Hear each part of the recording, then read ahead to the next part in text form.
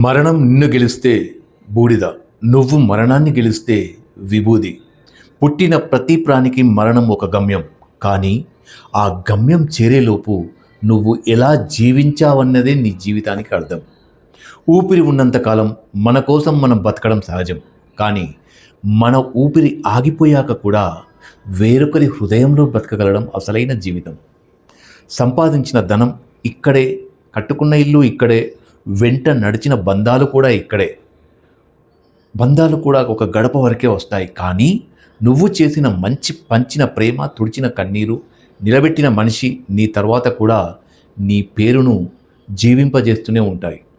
కాలిపోయిన ప్రతి దేహం చివరకు బూడిదే కావచ్చు. కానీ కాలం గడిచిన మనుషుల హృదయాల్లో నిలిచిపోయిన జీవితం విభూదిలా పవిత్రమవుతుంది. మరణాన్ని గెలవడం అంటే చావకుండా ఉండడం కాదు, చనిపోయిన తర్వాత కూడా మర్చిపోలేని మనిషిగా మిగిలిపోవడం. అందుకే ఎన్ని సంవత్సరాలు జీవించామన్నది కాదు, ఎన్ని హృదయాల్లో జీవించామన్నదే ముఖ్యం.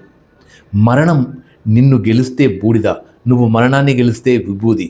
జీవితం ముగిసినా నీ మంచితనం మిగిలితే అది మరణంపై నీ విజయం. ధన్యవాదాలు.